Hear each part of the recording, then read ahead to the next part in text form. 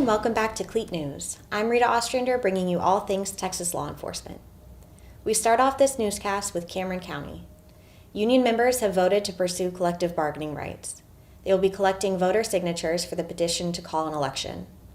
Local police in Brownsville have had bargaining rights for many years. If the petition drive is successful, voters will decide on the issue next November. C.L.E.A.T representatives are fully engaged with the petition process.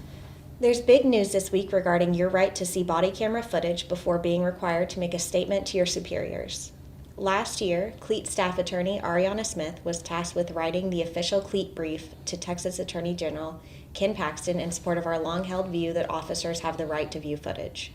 We have C.L.E.A.T staff attorney Ariana Smith with us to share how this far-reaching AG ruling impacts your work. Welcome to the studio, Ariana. Thanks, Rita. Can you give us a little synopsis on what exactly the issue was and the major points that your brief made? Absolutely. So last year, Criminal District Attorney Faith Johnson out of Dallas requested an opinion from the Attorney General asking whether the law stated that an officer had a right to view just their body camera footage before making a statement, or were they entitled to view other officer body camera footage before making a statement?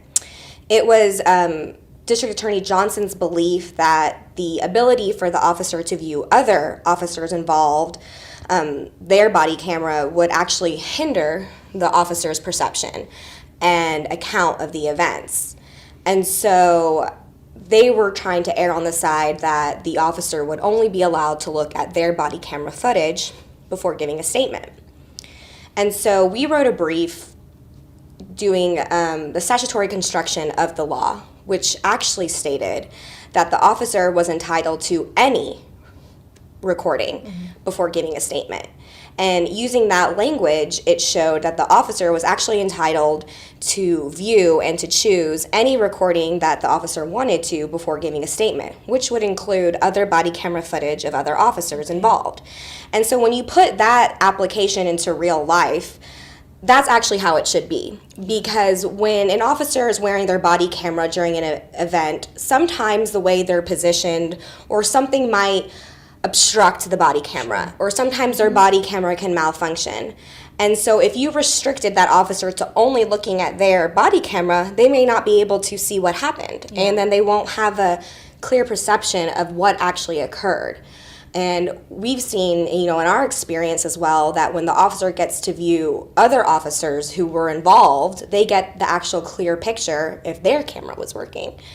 And so that is what the AG opinion says, is that the officer is actually entitled to choose what footage they're allowed to view before giving a statement. And we believe this is going to help the officer get a clear perception, clear view of the incident as it unfolded in an objective manner. Yeah, sounds like a very practical solution to a problem that really shouldn't exist in the first place. Absolutely. And there are opponents, of that concept who believe that it would taint the officer's perception and give the officer other views that they didn't really perceive at the time of the event, which we don't believe to be true, because the body camera only shows what actually occurred. It shows the objective events.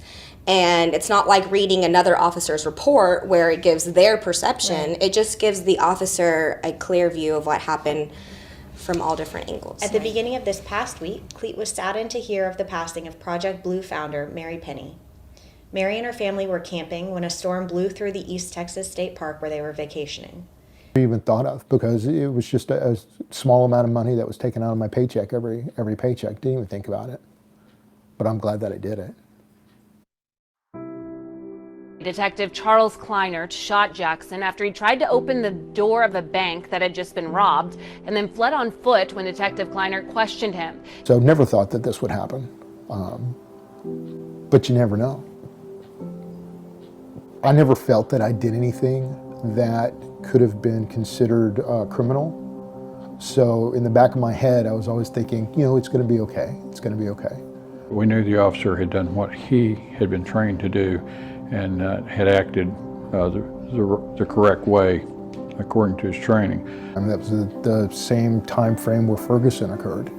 And so what we're trying to do is make sure that this officer had spent his entire life defending others, protecting community, protecting families, protecting property, didn't get colored by an event of which he was in a horrible, violent fight to protect his life, and the gun went off accidentally. We're going to make sure, first and foremost, that the rights they have are protected and that we give them the best representation we can. And so in this case, we made up our mind was that we push on and see it all the way through, that there was something greater at stake than just the case.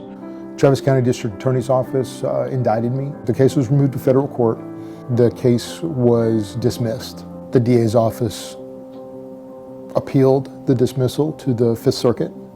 The Fifth Circuit upheld Judge Yackel's opinion. The DA's office appealed it to the Supreme Court. Supreme Court in January of 2018 decided that they would not hear the case. Once it got into the court system and the judges reviewed it and gave their opinions, their opinions were that I did nothing wrong. It was a culmination of C.L.E.A.T, of what it believes, what it stands for, and it was an opportunity to fish or cut bait, to run and hide, or to stand beside the officer and go all the way to the United States Supreme Court, and that's what we did. I never believed that C.L.E.A.T would just drop me because they decided that they didn't want to cover my costs anymore. I always believed that they were going to be there. As long as our member has a desire to keep fighting going forward, we will be right there beside them. C.L.E.A.T's whole premise is to protect the officer, protect their career, to protect their livelihood, to keep them from being accused of wrongdoing when they've done nothing wrong. If he'd have had to fund that whole fight all the way to the Supreme Court just on his own, it would have financially ruined his family. I would not have been able to keep my house. And it wasn't just the $1 million that we spent in legal fees and our own lawyers and time and expertise and real cost. I think a lot of people expected us to fold. They expected us to at some point say, well, we've had enough, to kind of cry uncle. I think the stress was on Kleiner as an individual, the stress was on C.L.E.A.T, whether or not we were going to be able to withstand it, whether we're going to crater, whether we're going to buckle under the pressure, whether we're going to spend that much money on one case, whether we're going to be able to really hire the experts. Those decisions come only once a lifetime, and you have to be ready for it. You have to have the intestinal fortitude to believe in the mission and believe that it's greater than just one argument, one legal case, that you're looking at something that's about the general public's safety, about the officer's authority and jurisdiction, that all these things are going to set a precedent. From the time they take their hand and swear the oath to protect the Constitution and the citizens of their community, if something bad happens to you out there, and something's going to happen, to the time you retire, you can trust C.L.E.A.T, you can trust us to make good decisions for you, protect you and your family, no matter how tough it gets.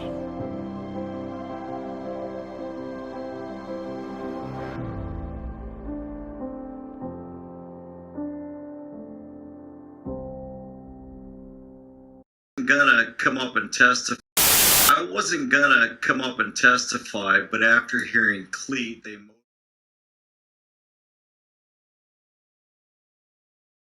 police who are untrained and know nothing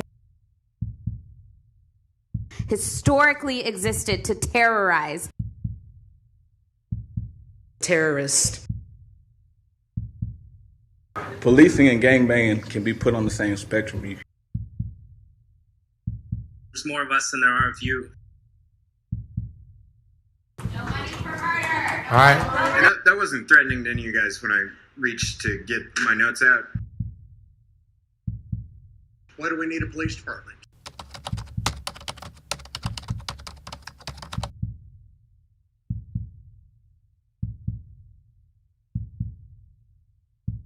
They just hate our guns.